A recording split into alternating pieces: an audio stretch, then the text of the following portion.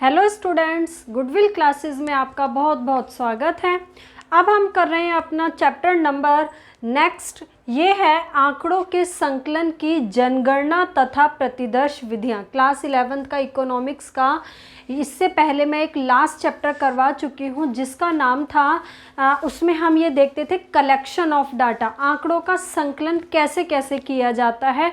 वहाँ पे भी हमने दो तरीके से किया था कि प्राथमिक आंकड़े और द्वितीयक आंकड़े, उन दो तरीके से हम अपना जो डाटा है वो कलेक्ट करते थे। अब वही है ये भी आगे कि आंकड़ों के संकलन की दो विधियां यहाँ पे क्लियरली बताई हुई हैं। एक है जनगणना विधि और दूसरी है प्रतिदर्श विधि। तो इसको हम अब 1 बाय 1 क्वेश्चन करेंगे। बहुत इजी चैप्टर है, इंटरेस्टिंग है और यहाँ से क्वेश्चन बनता ही बनता है एग्जाम में। ठीक है, तो सबसे पहले हम इसको स्टार्ट करेंगे कि समग्र या जनसंख्या होती क्या है। ठीक है, समग्र बोलो या जनसंख्या एक ही बात है। इसका मतलब क्या होता है? देखिए, समग्र या जनसंख्या का मतलब ये होता है, जैसे मान के चलिए आपकी क्लास में 30 स्टूडेंट्स हैं।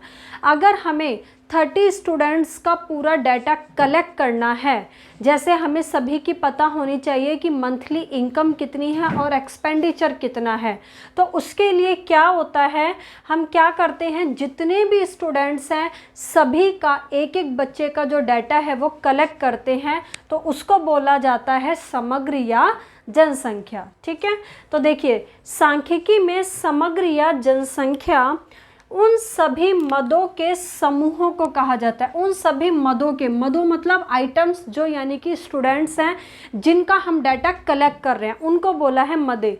तो उन सभी मदों के समूहों को, मतलब एक ग्रुप को कहा जाता है जिसके विषय में हम अपनी सूचना क्या करना चाहते हैं, एकत्रित करना चाहते हैं। कहने का मतलब है जितने भी स्टूडेंट्स हैं, 30 स्टूडेंट्स हैं, अगर 30 स्टूडेंट्स का पूरा हम डाटा कलेक्ट करेंगे तो वो पूरा क्या बन जाएगा, एक समग्र या जनसंख्या। ठीक है, चलिए नेक्स्ट क्वेश्चन। अब आपका इसमें सांख्यिकीय अनुसंधान की कितनी विधियां हैं, मतलब जो हम डाटा कलेक्ट करते हैं उसको कलेक्ट करने के कितने मेथड्स हैं। अभी अभी हमने जस्ट देखे हैं 2 मेथड्स हैं। तो एक है अब हमारी यहाँ पर अनुसंधान की, यानी कि जैसे हम डाटा कलेक्ट करते हैं, पहली है जनगणना विधि और दूसरी कौन सी होती है, प्रतिदर्श विधि। ठीक है, एक एक विधि को हम डिटेल में बहुत अच्छे से कवर करेंगे क्योंकि यहाँ से क्वेश्चन ज़रूर बनता है एग्जाम में। तो अब जनगणना विधि से ही रिलेटेड क्वेश्चन आ गया है कि जनगणना विधि क्या होती है, पहले इसका मीनिंग समझते हैं, ये कहाँ पर यूज़ होती है, इसके मेरिट्स क्या हैं, इसके डीमेरिट्स क्या हैं। देखिए, मैं आपको पहले दोनों में ही एक डिफरेंस बता देती हूँ ताकि अच्छे से आपको क्लियर होगा। जनगणना प्रतिदर्श का मतलब क्या है, जैसे आपकी क्लास में 30 स्टूडेंट्स हैं, अगर हम 30 स्टूडेंट से एक एक से पूछ करके डाटा क्या कर रहे हैं, कलेक्ट कर रहे हैं, तो वो कौन सी विधि कहलाती है, जनगणना विधि। तो जनगणना विधि में जितनी भी आइटम्स हैं, जितनी भी मदें हैं, सभी मदों से डाटा मतलब आंकड़े जो है पूछे जाते हैं और अपना जो इंफॉर्मेशन है वो कलेक्ट की जाती है। बट प्रतिदर्श विधि में ऐसा नहीं होता। प्रतिदर्श विधि में क्या होता है, हम 30 स्टूडेंट्स का डाटा कलेक्ट ना करके 12, 13, 14 कुछ बच्चे क्या कर लेते हैं, प्रतिदर्श के रूप में, जिसको बोलते हैं सैंपल के रूप में हम क्या कर लेते हैं, कलेक्ट कर लेते हैं। भाई 30 में से जो हमें लगे 12-13 बच्चे वो हमने निकाल लिए। अब आप कहेंगे कैसे निकाल लिए, उसको निकालने के भी हम मेथड्स पढ़ेंगे आगे कि 12-13 बच्चे ऐसा नहीं है कि हमने कोई भी निकाल लिए, उसको चूज़ करने के, उसको सिलेक्ट करने के कुछ मेथड्स होते हैं, 6 मेथड्स होते हैं, वो हम आगे पढ़ेंगे इसी चैप्टर में। अभी आप इतना समझें कि 30 में से हमने 12 या 13 बच्चे क्या किए, कलेक्ट किए। अब उन 12-13 बच्चों की एक एक की इंफॉर्मेशन हम पूछेंगे, आंकड़े इकट्ठे करेंगे और उन्हीं के बेसिस पे हम क्या करेंगे, बाकी जो बच्चे हैं उनका अनुमान लगा लेते हैं। ठीक है, मतलब ऐसे बच्चे हमने सेलेक्ट किए जिनकी इंफॉर्मेशन कलेक्ट करने के बाद जो बाकी बच्चों को क्या कर पा रहे हैं, अपने ही आधार पर रिप्रेजेंट कर पा रहे हैं। ठीक है, तो वो होती है प्रतिदर्श विधि। तो दोनों में डिफरेंस क्लियर हुआ। जनगणना में जितनी भी आइटम्स है सभी से एक एक से डाटा कलेक्ट होता है, बट प्रतिदर्श में ऐसा नहीं होता। छोटा समूह चूज़ करके उससे हम डाटा क्या कर लेते हैं, कलेक्ट कर लेते हैं। आप देखो यहाँ से आपको एकदम क्लियर हो जाएगा। जनगणना विधि वह विधि है जिसमें किसी अनुसंधान से संबंधित समग्र या जनसंख्या की प्रत्येक मद, यहाँ पे बहुत इंपॉर्टेंट है, प्रत्येक मद के संबंध में आंकड़े एकत्रित किए जाते हैं। जितने भी 30 स्टूडेंट्स हैं सभी से एक एक बच्चों से हमने डाटा पूछा और कलेक्ट किया और इनके आधार पे हमने अपना क्या निकाल लिया, 30 स्टूडेंट्स के आधार पे जो हमें कंक्लूजन चाहिए था वो हमने निकाल लिया। अब इस मेथड को हम कहाँ कहाँ पर यूज़ कर पाएंगे, देखिए जिनका क्षेत्र सीमित हो, क्योंकि आपको पता है असीमित एरिया में सभी बच्चों से डाटा पूछना पॉसिबल नहीं है, तो एरिया क्या होना चाहिए, क्षेत्र सीमित होना चाहिए। जिनमें विभिन्न गुणों वाली इकाई हो, इस पॉइंट का मतलब क्या है, अगर हमें लग रहा है कि 30 स्टूडेंट्स हैं और 30 स्टूडेंट्स बिल्कुल अलग अलग है, मतलब सभी कोई एक दूसरे से मैच नहीं करता, तब हम इस मेथड का यूज़ करते हैं, क्योंकि हमें लग रहा है कि हर इकाई, हर बच्चा दूसरे बच्चे से बिल्कुल अलग है, तो हमें डाटा पूछना ही पड़ेगा, आंकड़े पूछने ही पड़ेंगे, इंफॉर्मेशन पूछनी ही पड़ेगी उनकी, तब हम इस मेथड का यूज़ करेंगे। लेकिन अगर हमें लग रहा है कि लगभग जितने भी बच्चे हैं वो एक ही गुण को दिखा रहे हैं, मतलब सभी एक ही फैमिली से आ रहे हैं, मिडिल फैमिली से आ रहे हैं, तो क्या होगा, ऐसे केस में हम नेक्स्ट मेथड जो है प्रतिदर्श विधि यूज़ कर सकते हैं। बट जब हमें लग रहा है कि जितनी भी इकाइयाँ हैं वो सब एक दूसरे से बिल्कुल अलग हैं, तब हम जनगणना विधि का यूज़ करते हैं। जिनमें गहन अध्ययन की आवश्यकता हो, जिसमें हमें बहुत ज़्यादा स्टडी चाहिए, क्यों, क्योंकि हमें एक एक बच्चे की जो इन्फॉर्मेशन है वो अच्छे से पता होनी चाहिए ताकि हम अच्छे से कंक्लूज़न निकाल सकें। नेक्स्ट है शुद्धता और विश्वसनीयता की आवश्यकता हो, जब हमें चाहिए कि बहुत ज़्यादा रिलायबिलिटी और एक्यूरेसी होनी चाहिए, क्योंकि आपको पता है अगर एक एक से हम इंफॉर्मेशन कलेक्ट करेंगे तभी एक्यूरेसी होगी। 30 में से 12 या 13 बच्चे कलेक्ट करने के बाद उनके बेसिस पे बाकी की इंफॉर्मेशन का अनुमान लगाना, वो एक वैसे शुद्धता उसमें नहीं पाई जाएगी। तो जब हमें यह है कि ज़्यादा शुद्धता चाहिए, ज़्यादा विश्वसनीयता चाहिए, ज़्यादा मौलिकता चाहिए, तब हम जनगणना विधि का यूज़ करते हैं। ठीक है, अब इसके क्या क्या गुण हो जाएंगे वो हम देखते हैं। सबसे पहला इसका जो गुण होगा वो होगा विश्वसनीयता तथा शुद्धता। क्यों भाई, क्यों होगी इसमें विश्वसनीयता तथा शुद्धता, क्यों होगी, क्योंकि रीज़न वही है, हर मद से रिलेटेड जो है, हर मद से इंफॉर्मेशन पूछी जा रही है और अपने आंकड़े इकट्ठे किए जा रहे हैं। तो जनगणना विधि द्वारा जो प्राप्त आंकड़े होते हैं वो बहुत अधिक विश्वसनीय भी होते हैं, बहुत ज़्यादा शुद्ध भी होते हैं। क्यों, क्योंकि वही है, हर मद के संबंध में हम आंकड़े एकत्रित करते हैं। सेकंड पॉइंट है पक्षपात की कम संभावना। देखिए भाई, इसमें पक्षपात नहीं होगा, क्योंकि अगर हम 30 में से 12 या 13 बच्चे कलेक्ट कर रहे हैं तो वो क्या होगा, जो बाकियों को हमने चूज़ नहीं किया तो उनके मन में एक पक्षपात की भावना होगी कि हमें चूज़ नहीं किया, है ना। तो यहाँ पे ऐसी कोई पक्षपात की भावना नहीं होती है, क्योंकि हर बच्चे से डाटा जो इंफॉर्मेशन है वो पूछ करके ही हम अपने आंकड़े इकट्ठे करते हैं। तो जनगणना विधि द्वारा आंकड़े एकत्रित करने में पक्षपात की संभावना कम हो जाती है। इसके अंतर्गत अनुसंधानकर्ता ऐसा नहीं है कि केवल उन्हीं मदों से संबंधित आंकड़ों का संकलन नहीं करता जो उसके अनुसार उचित हो। ऐसा नहीं है कि 12-13 बच्चे ही कलेक्ट करके वो इंफॉर्मेशन ले रहा है, नहीं, ऐसा नहीं है, बल्कि हर मद से पूछ करके वो डाटा क्या कर रहा है, अपना कलेक्ट कर रहा है, इसलिए पक्षपात की संभावना कम होती है। नेक्स्ट थर्ड पॉइंट बहुत इंपॉर्टेंट है, क्वेश्चन ध्यान रखना, ठीक है। नेक्स्ट है थर्ड पॉइंट विस्तृत सूचना। ये कह रहा है कि जनगणना विधि के द्वारा हर मद के विषय में हमें अनेक बातों का पता चलता है। भाई जनगणना विधि में हम एक एक बच्चे से पूरी इंफॉर्मेशन कलेक्ट कर रहे हैं, तो हमें क्या होता है कि ऐसा नहीं है कि हम जैसे ये बता रखा है एग्जाम्पल, भाई हम जनगणना करते हैं सर्वे की, भाई इस साल कितनी हमारी जनसंख्या है। तो जनगणना जब हम करते हैं उससे केवल ऐसा ही नहीं होता कि सिर्फ हमें ये पता चलता है कि पॉपुलेशन कितनी है, सिर्फ इतना ही नहीं पता चलता, बल्कि उनकी आयु कि किस आयु के कितने हैं, क्या क्या व्यवसाय में लगे हैं, आय कितनी है, ठीक है, इन चीज़ों के बारे में भी हमें जानकारी मिल जाती है। तो कहने का मतलब है कि जो जनगणना विधि का जब हम यूज़ करते हैं, हर मद से हम जो अपनी इंफॉर्मेशन कलेक्ट करते हैं, तो हमें एक से ज़्यादा इंफॉर्मेशन भी मिल जाती है।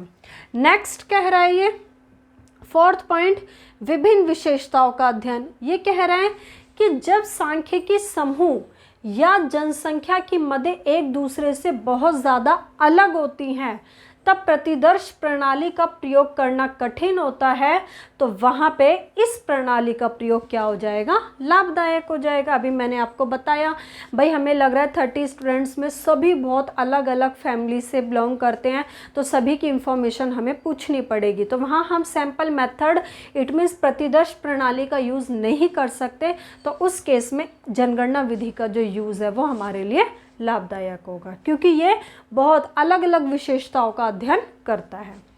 मिश्रित अनुसंधान का अध्ययन ये कह रहा है यदि अनुसंधान की प्रकृति इस प्रकार की है कि सांख्यिकी समूह की प्रत्येक मद का अध्ययन करना आवश्यक है, तो इस विधि का प्रयोग ही लाभदायक होगा। वही बात इसमें बोली है, अगर हमें लग रहा है कि 30 स्टूडेंट्स बिल्कुल अलग अलग हैं, हमें मतलब एक दूसरे से कोई इकाई मैच नहीं करती है, एक दूसरे से कोई समान नहीं है, तब हमें इस मेथड का यूज़ करना सही रहेगा। और बता भी रखा है कि जो हम जनगणना करते हैं, सर्वे आपने देखा होगा जब होता है, तो वो जनगणना जो होती है वो जनगणना विधि के द्वारा ही होती है, प्रतिदर्श विधि से कभी भी जनगणना विधि नहीं होती है।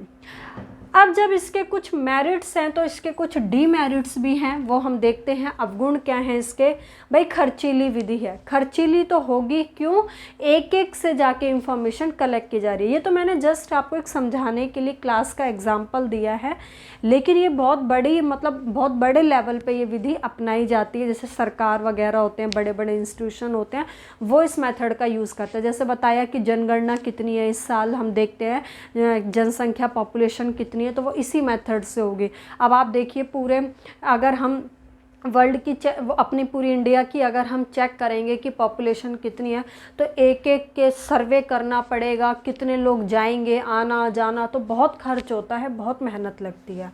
तो जनगणना विधि बहुत खर्चीली है, इसके लिए धन की आवश्यकता बहुत ज़्यादा होती है, तो इसलिए बता रखा है इस विधि को सरकार या बड़ी जो संस्थाएं होती हैं वो ही अपना सकती हैं। ठीक है। सेकंड पॉइंट कह रहा है अधिक मानव शक्ति, यानी कि इसमें ना जो मैन पावर होती है वो बहुत ज़्यादा लगती है। बहुत ज़्यादा क्यों लगती है, क्योंकि एक एक से हम इंफॉर्मेशन कलेक्ट कर रहे हैं, और जो इंफॉर्मेशन कलेक्ट कर रहा है वो नॉर्मल पर्सन नहीं होता, वो प्रशिक्षण प्राप्त व्यक्ति होते हैं, मतलब ट्रेंड पर्सन होते हैं, उन्हें पता होता है कि डाटा कैसे कलेक्ट करना है। तो ये एक हमारा एक कैसा बन जाता है, जटिल प्रक्रिया बन जाती है, तो इसलिए बताया कि ये इसका एक ये अवगुण भी है। ठीक है।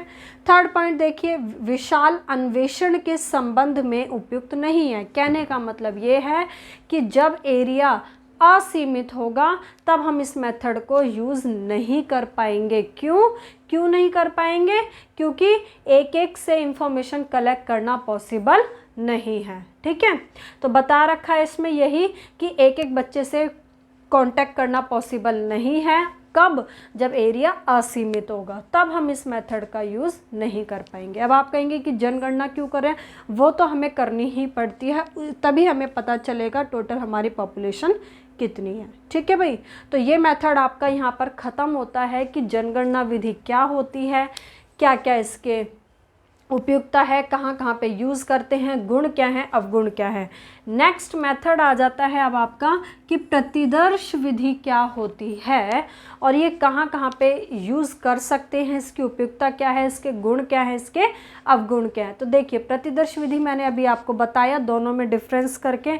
तो देखिए प्रतिदर्श विधि वह विधि है जिसमें प्रतिदर्श अर्थात प्रतिदर्श को यानी कि सैंपल कहते हैं। सैंपल कौन सा, जो हमने 12-13 चूज़ किए हैं वो सैंपल। तो ये कह रहा है जिसमें जो प्रतिदर्श है अर्थात किसी समग्र का, यानी कि समग्र का मतलब किसी समूह का। तो टोटल 30 बच्चे थे, 30 में से 12-13 हमने सैंपल क्या किए, निकाले, जो कि क्या कर रहे हैं, किसी समग्र का, जो बच गए बाकी बच्चे 17-18 उनका प्रतिनिधित्व करने वाले छोटे समूह से संबंधित आंकड़े एकत्रित किए जाते हैं। ध्यान से समझना लैंग्वेज, छोटे समूह से मतलब 30 बच्चों का ग्रुप ना लेके हमने छोटा ग्रुप निकाल लिया 12-13 बच्चों का, और वो जो सैंपल निकाले हैं 12-13 जो हमने छोटा ग्रुप निकाला है वो ऐसा ग्रुप निकाला है जो बाकियों को क्या कर रहा है, अपनी इंफॉर्मेशन के आधार, अपनी सूचना के आधार पर बाकियों की सूचना को भी प्रतिनिधित्व कर रहा है, उनको रिप्रेजेंट कर रहा है। ठीक है, तो उन छोटे समूह से हमने आंकड़े एकत्रित किए और उन्हीं के आधार पे हमने सभी का क्या निकाला, निष्कर्ष निकाला। ओके, अब इस मेथड को कहाँ कहाँ यूज़ करेंगे, एक तरीके से ये मेथड उसका अपोजिट हो गया, जो उसके गुण थे वो इसके अवगुण हो गए, जो उसके अवगुण थे वो इसके गुण बन जाएंगे। तो पहला है जब अनुसंधान का क्षेत्र बहुत अधिक विस्तृत हो, तभी तो हम ऐसा कर रहे हैं। अगर छोटा होगा तो कौन सी अप्लाई कर लेंगे, जनगणना। बड़े एरिया में एक एक के पास जाना पॉसिबल नहीं है, तो छोटे समूह से हम डाटा कलेक्ट कर लेते हैं। जब उच्च स्तर की शुद्धता की आवश्यकता ना हो, बताया मैंने आपको जनगणना में हमें बहुत ज़्यादा अगर एक्यूरेसी रिलायबिलिटी चाहिए तो ही यूज़ करते हैं, क्योंकि इस मेथड में रिलायबिलिटी एक्यूरेसी ज़्यादा नहीं होगी। क्यों नहीं होगी, क्योंकि हमने सभी का डाटा कलेक्ट नहीं किया, छोटे समूह का डाटा कलेक्ट किया। जब विभिन्न इकाइयों के अत्यधिक परीक्षण की आवश्यकता ना हो, वहाँ पे हमें ये था कि हर इकाई का हमें गहन अध्ययन करना ज़रूरी था, बट यहाँ पे ऐसा ज़्यादा पॉसिबल नहीं है, तो इसलिए इस मेथड का यूज़ करते हैं। जब समग्र की सभी इकाइयाँ लगभग एक जैसी हों, देखिए वहाँ पे हमने उस मेथड का यूज़ क्यों किया था, जब हमें लग रहा है 30 स्टूडेंट्स बिल्कुल सब अलग अलग कैटेगरी से बिलोंग कर रहे हैं, तब हमें एक एक की इंफॉर्मेशन पता करनी पड़ेगी, तब उस मेथड का यूज़ कर रहे हैं। बट हमें लग रहा है कि लगभग 30 बच्चे हैं, मिडिल फैमिली से ही बिलोंग करते हैं, एक जैसी इकाइयाँ हैं, तब हम इस मेथड का क्या करते हैं, यूज़ करते हैं। अब इसके गुण क्या हो जाएंगे, देखिए जो उसके अवगुण थे वो इसके गुण में आ गए। क्या, पहला तो यही बन गया कि ये विधि क्या होती है, कम खर्चीली होती है। और रीज़न क्या रहेगा कम खर्चीली का, कि भाई इसमें धन भी कम लगता है, समय भी कम लगता है, मेहनत भी कम लगती है। क्यों, क्योंकि हम क्या कर रहे हैं, सिर्फ समग्र की, मतलब जो समूह है आपका पूरा, उसकी कुछ ही इकाइयों का अध्ययन कर रहे हैं, सारी इकाइयों का हम अध्ययन नहीं करते हैं, इसलिए ये मेथड कम खर्चीला होता है। समय की बचत भी हो जाती है, वही चीज़ आ गई, अलग पॉइंट बना दिया। समय की बचत इसलिए है क्योंकि कुछ ही आप मदों का डाटा कलेक्ट कर रहे हैं। गलती की पहचान, अब गलती की पहचान ये कह रहा है, जैसे मान के चलो 30 बच्चों का हमने डाटा कलेक्ट किया था, इंफॉर्मेशन कलेक्ट की है ना। अब 30 बच्चे में अगर मान के चलो हमने इंफॉर्मेशन कलेक्ट की और हमें लग रहा है इसमें कोई एरर आ गया, कोई गलती आ गई, तो दोबारा से आपको 30 बच्चों का क्या करना पड़ेगा, चेक करना पड़ेगा। तो गलती की जो पहचान करना मुश्किल होगा, क्योंकि दोबारा से आपको पूरा 30 बच्चों का जो इंफॉर्मेशन है वो चेक करनी पड़ेगी। बट यहाँ पर गलती की पहचान ईजीली हो जाएगी, क्योंकि सिर्फ अगर हमें कुछ गलती लग रही है तो 12-13 बच्चे को जो हमने निकाले थे सैंपल के फॉर्म में, उन्हीं का हमें दोबारा से जो इंफॉर्मेशन है वो चेक करनी पड़ेगी, तो इजीली हम अपनी गलती की पहचान कर सकते हैं। ठीक है, नेक्स्ट कह रहा है विशाल अन्वेषण का मतलब वही है कि इस मेथड को हम कब यूज़ कर पाएंगे, जब एरिया क्या होगा हमारा, बड़ा होगा। तो बड़े एरिया में इस मेथड को हम यूज़ कर सकते हैं। ठीक है, तो बता भी रखा है क्यों, क्योंकि जनगणना विधि के प्रयोग पे तो बहुत ज़्यादा खर्च हो जाता है ना, तो इसलिए हम इस मेथड का यूज़ करते हैं विशाल अन्वेषण में। अब अवगुण क्या हो जाएंगे, देखिए वहाँ पे पक्षपात की कोई भावना नहीं थी, कोई संभावना नहीं थी, बट यहाँ पे पक्षपातपूर्ण होगा ये मेथड। क्यों, जो आप 12-13 बच्चे जो निकाल रहे हो और जो बाकियों को चूज़ नहीं कर रहे हो, तो उनके मन में क्या आएगी, पक्षपात की भावना। तो प्रतिदर्श विधि में पक्षपात की संभावना होती है। क्यों, अनुसंधानकर्ता केवल क्या कर रहा है, उन्हीं मदों को प्रतिदर्श के रूप में चुन रहा है जो उसे पसंद है। भाई जो उसे ठीक लग रहे हैं बच्चे, उन्हीं को चुन के उनका जो इंफॉर्मेशन है वो कलेक्ट की और बाकियों को अनुमान लगा लिया। तो ये इसलिए मेथड क्या होता है, पक्षपातपूर्ण होता है। अशुद्ध निष्कर्ष ये कह रहा है, मान के चलो अगर आपने जो सैंपल निकाले हैं 12-13 वो सही नहीं निकाले, क्योंकि सैंपल निकालना भी एक, ये भी मतलब जो मेथड है वो पढ़ेंगे हम, उसके अकॉर्डिंग ही निकाले जाते हैं। अगर वो सैंपल हमने गलत चुन लिए तो गलत चुन लिए, तो उन्हीं की हम इंफॉर्मेशन के बेसिस पे बाकियों का कंक्लूज़न निकाल रहे हैं, तो बाकी की इंफॉर्मेशन भी क्या हो सकती है, गलत हो सकती है। इसलिए कह रहा है कि अगर हमने जो सैंपल गलत निकालेंगे तो हमारे निष्कर्ष सारे क्या हो जाएंगे, गलत हो जाएंगे। ठीक है, फिर ये थर्ड पॉइंट कह रहा है प्रतिनिधि प्रतिदर्श के चुनाव में कठिनाई। वही सेम बात आ गई कि कौन सा सैंपल चूज करे, इसमें प्रॉब्लम आती है।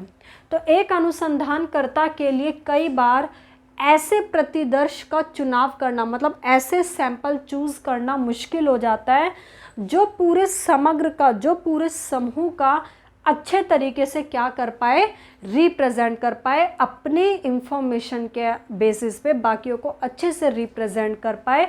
तो ऐसा सैंपल चूज करना कई बार मुश्किल हो जाता है।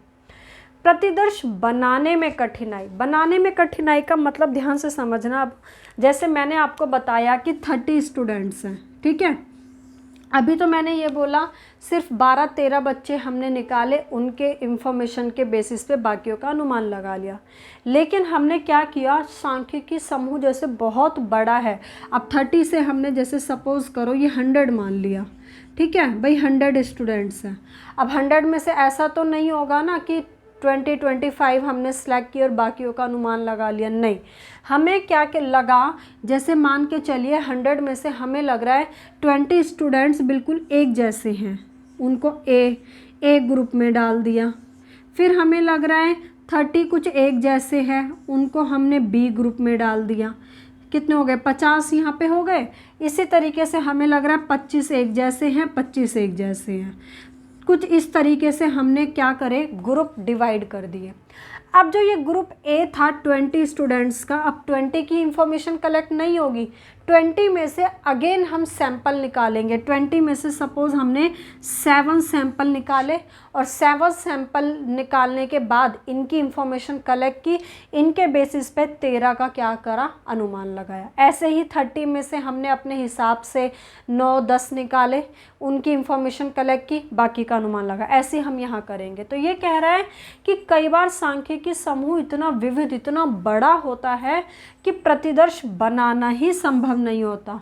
कि सैंपल कितने बनाएं हम, अब कितने ए बी सी डी ऐसे कितने कैटेगरीज बनाएं, कितनी बार बार हम सैंपल चूज़ करें, तो ये सब करने में बहुत ज़्यादा क्या आती है, कई बार प्रॉब्लम आती है। ठीक है, 5th पॉइंट है विशिष्ट ज्ञान की आवश्यकता। वही अब ये जो है ए बी सी डी ऐसे ग्रुप में डिवाइड करना हर कोई नहीं कर सकता है। इसके लिए तो इसमें क्या होगा, कई बार अब ए बी सी डी ऐसे ये नहीं है कि कोई भी इसको कैटेगरीज में डिवाइड कर देगा। जिसको पूरे नॉलेज होगी, उस क्लास के स्टूडेंट्स का पता होगा कि कौन सा किस कैटेगरी से बिलोंग करता है, वही इस तरीके से डिवाइड कर पाएगा। ठीक है, तो इसलिए कह रहे हैं कि विशिष्ट ज्ञान की आवश्यकता होती है। ठीक है, प्रतिदर्श की विधि एक तकनीकी विधि होती है। समग्र में से, समग्र मतलब पूरे समूह में से उपयुक्त प्रतिदर्श मतलब बहुत अच्छे जो सैंपल है वो लेने के लिए विशेष ज्ञान की आवश्यकता होती है। या आप ये भी कह सकते हैं जो आगे 6 मेथड्स हम पढ़ेंगे कि कैसे हमें सैंपल चूज़ करने हैं, तो उसका उन्हें पता होना चाहिए। वे व्यक्ति जिन्हें प्रतिदर्श के सभी विषयों का ज्ञान होता है आसानी से पर्याप्त नहीं होते। मतलब ऐसे व्यक्ति हमें इजीली नहीं मिल पाते जिन्हें उन 6 मेथड्स का अच्छे से ज्ञान हो। तो ये इसलिए मेथड यूज़ करने में भी हमें कई बार प्रॉब्लम आ जाती है। ठीक है, तो ये अब आपका ख़त्म हो गया है दोनों विधि की। जनगणना विधि क्या थी, प्रतिदर्श विधि क्या थी, दोनों हमने देखा कहाँ कहाँ पर यूज़ करते हैं, किसके क्या क्या गुण होते हैं और क्या क्या अवगुण होते हैं। ठीक है भाई, अब इसमें ये क्वेश्चन आता है, ये भी एक इम्पॉर्टेंट क्वेश्चन है। ये कह रहा है प्रतिदर्श के आवश्यक तत्व बताइए। प्रतिदर्श का मतलब आप समझ गए होंगे क्या होता है, जो हम सैंपल चूज़ करते हैं, ठीक है, जो हम प्रतिदर्श निकाल रहे हैं, सिलेक्ट कर रहे हैं, वो होता है प्रतिदर्श। तो वो कह रहा है कि उस प्रतिदर्श के आवश्यक तत्व मतलब जो हम सैंपल निकालेंगे ना, उसके अंदर क्या क्या बातें होनी चाहिए वो हमें बतानी है। तो यही कह रहा है कि एक प्रतिदर्श में कुछ तत्व, कुछ कंपोनेंट्स, कुछ बातें ज़रूर होनी चाहिए, तभी हम एक अच्छा कंक्लूज़न निकाल पाएंगे। सबसे पहला तो पॉइंट आ गया प्रतिनिधित्व। ये कह रहा है कि जो भी आप सैंपल चूज़ करते हैं वो सारे सैंपल ऐसे होने चाहिए जो अपनी इंफॉर्मेशन के आधार पर बाकियों की इंफॉर्मेशन को अच्छे से क्या कर सके, रिप्रेजेंट कर सके। तो जो सैंपल है वो प्रतिनिधित्व वाला होना चाहिए। तो प्रतिदर्श इस प्रकार का होना चाहिए कि वह सांख्यिकी समूह की, जो बाकी समूह बच गया है, उसकी सारी विशेषताओं का अच्छा प्रतिनिधित्व करे, अच्छे से रिप्रेजेंट करे। और ये तभी संभव हो पाएगा जब सांख्यिकी समूह की प्रत्येक इकाई को प्रतिदर्श के रूप में चुने जाने का समान अवसर प्राप्त हो। ये कह रहा है कि वो अच्छा रिप्रेजेंट तभी होगा जब 30 स्टूडेंट्स हैं, अगर मान के चलिए क्लास में, तो 30 के सारे स्टूडेंट्स को बिल्कुल समान अवसर, बिल्कुल इक्वली मतलब अपॉर्चुनिटी होनी चाहिए कि किसी को भी हम सैंपल की फॉर्म में चूज़ कर सकते हैं। अगर हमें लग रहा है 30 में से नहीं भाई ये 10 बच्चे तो चूज़ करना बहुत ज़रूरी है, तो हम ये मान के चलेंगे वो कंक्लूज़न करेक्ट नहीं होगा। तो अगर 30 स्टूडेंट्स को सभी को बिल्कुल समान अवसर है कि किसी को भी सैंपल की फॉर्म में चुना जा सकता है, तभी वो एक अच्छा प्रतिनिधित्व करेगा बाकी स्टूडेंट्स का। ठीक है, नेक्स्ट ये कह रहा है सेकंड पॉइंट में स्वतंत्र। स्वतंत्र का मतलब ये होता है, देखिए अभी मैंने आपको एक एग्जांपल दिया था यहाँ पे कि 100 स्टूडेंट्स हैं इस तरीके से A B C D में हमने डिवाइड किए, एक में 20 थे, एक में 30 थे, फिर इसमें 25 स्टूडेंट्स थे, इसमें भी 25 करे थे हमने। ऐसे 100 स्टूडेंट्स को 4 पार्ट्स में डिवाइड किए। 20 अब जो ये है, इसका कहने का मतलब ये हुआ कि ये 20 लगभग एक जैसे हैं, 30 लगभग ये एक जैसे हैं, ये 25 एक जैसे, ये डी में ये 25 एक जैसे। अब कहने का मतलब है ये जो 20 है, ऐसा नहीं कि इसमें जो कोई बच्चा हो उसकी कुछ जो गुण है वो इससे मैच करते हो, कुछ गुण इससे, ऐसा नहीं होना चाहिए। जब हमने इनको अलग अलग कैटेगरीज में डिवाइड कर दिया तो कहने का मतलब है हर इकाई, हर बच्चा बिल्कुल दूसरे ग्रुप से क्या होना चाहिए, स्वतंत्र होना चाहिए। ठीक है, ऐसा नहीं कि कुछ इकाई, अब यहाँ पे 30 है, ऐसा नहीं कि इसमें 5 बच्चे ऐसे हैं जिनकी कुछ गुण यहाँ से मिल रहे हैं, कुछ गुण नहीं। तो ये कह रहा है कि स्वतंत्र का मतलब यहाँ पे यही है कि समग्र की सभी इकाइयाँ एक दूसरे से बिल्कुल स्वतंत्र होनी चाहिए। भाई ये 20, 30 ये सब आपस में एक दूसरे से बिल्कुल अलग होने चाहिए। लेकिन जो ये 20 है ये तो एक जैसे ही रहेंगे, तभी तो हम डाटा कलेक्ट कर पाएंगे अच्छे से। 20 में से हमने 7-8 बच्चे सैंपल की फॉर्म में किसी को भी हमने चूज़ किया और बाकियों का हमने अनुमान लगा लिया। लेकिन ये ABCD जो चारों ग्रुप है ये एक दूसरे से बिल्कुल स्वतंत्र होने चाहिए। तो इससे अभिप्राय यहाँ बता रखा है कि यह होता है कि किसी एक इकाई का, जैसे इसमें कोई एक बच्चा है उसका प्रतिदर्श में शामिल हो गया, वो इस A में शामिल हो गया, तो वो दूसरी के ऊपर डिपेंड नहीं होना चाहिए। ठीक है, तो आपको क्लियर हो गया होगा ये। थर्ड पॉइंट है सजातीयता। अब सजातीयता का मतलब ये हुआ कि अगर जो ये A ग्रुप है, A ग्रुप में 20 स्टूडेंट्स हैं, तो 20 स्टूडेंट्स की इकाइयाँ, जो इकाइयाँ हैं लगभग समान गुण वाली होनी चाहिए। अभी हमने पढ़ा भी था स्टार्टिंग में कि प्रतिदर्श जो ये मेथड है, सैंपल मेथड है, ये तभी मतलब यूज़ किया जाता है जब सभी इकाइयाँ हमें लग रहा है लगभग एक ही गुण वाली हैं। अगर अलग अलग हुई तब तो हमें जनगणना ही यूज़ करनी पड़ेगी। तो यदि सांख्यिकी समूह में 2 या 2 से अधिक आप सैंपल छांट रहे हैं तो उनमें समानता नहीं होनी चाहिए। अब इसका मतलब बताती हूँ क्या कह रहा है। तो उनमें समानता नहीं होनी चाहिए, अर्थात उनकी विशेषताएं एक जैसी। एक सेकंड, यदि किसी सांख्यिकी समूह में 2 या 2 से अधिक आप सैंपल छांट रहे हैं तो उनमें समानता होनी चाहिए। यहाँ पे थोड़ा गलत लिख दिया है, समानता होनी चाहिए, अर्थात उनकी विशेषताएं कैसी होनी चाहिए, एक जैसी होनी चाहिए। ठीक है भाई, इसमें ऐसा नहीं कि उनकी जो विशेषताएं हैं वो अलग अलग है। जैसे मैंने आपको ये 20 वाला एग्जाम्पल दिया कि इसमें जितने भी हैं वो लगभग सभी एक जैसे होने चाहिए।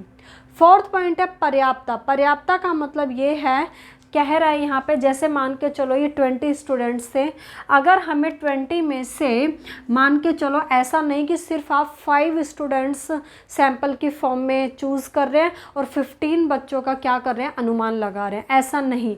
जो सैंपल हम सिलेक्ट करेंगे उनकी संख्या पर्याप्त मतलब पूरी होनी चाहिए, कम नहीं होनी चाहिए। तो प्रतिदर्श के रूप में जो हम चुनी जाने वाली इकाइयां हैं उनकी संख्या पर्याप्त पूरी होनी चाहिए, तभी हम मान के चलेंगे कि जो हमारा निष्कर्ष है वो क्या निकल रहे हैं, विश्वसनीय है, शुद्ध है। ठीक है स्टूडेंट्स, तो ये 4 पॉइंट्स थे जो हमने किए कि जो हम सैंपल चूज़ करते हैं उनमें ये बातें होनी चाहिए। ठीक है, तो चलिए इस वीडियो में इस पार्ट में हम क्वेश्चन नंबर 5 तक ही करेंगे। ये अब आता है क्वेश्चन नंबर 6, इसको हम नेक्स्ट वीडियो में कवर करेंगे। क्वेश्चन नंबर 6 वही है जो मैं अभी आपको बता रही थी कि भाई 30 में से हमें 12-13 बच्चे हमने सैंपल की फॉर्म में सिलेक्ट कर लिए। अब वो कैसे सिलेक्ट कर लेते हैं, उसको सिलेक्ट करने के मैंने आपको बताए थे स्टार्टिंग में, अभी 6 विधियाँ होती हैं, 6 मेथड्स होते हैं। तो उन 6 मेथड्स को हम नेक्स्ट वीडियो में कंप्लीट करेंगे। वो आप यहाँ पे देख भी सकते हैं, क्वेश्चन भी लिखा है कि प्रतिदर्श की विधियाँ, और ये 6 मेथड्स बताए हुए हैं। तो एक एक मेथड को हम डिटेल में देखेंगे, क्या मतलब होता है, इजी है। बस मेन इतना ही आपका यहाँ पे जो इन मेथड्स को पढ़ने के बाद 1-2 क्वेश्चन और है, फिर आपका ये चैप्टर कंप्लीट होता है। ओके स्टूडेंट्स, अगर आपको कोई डाउट है तो आप कमेंट सेक्शन में पूछ सकते हैं। Okay, thank you.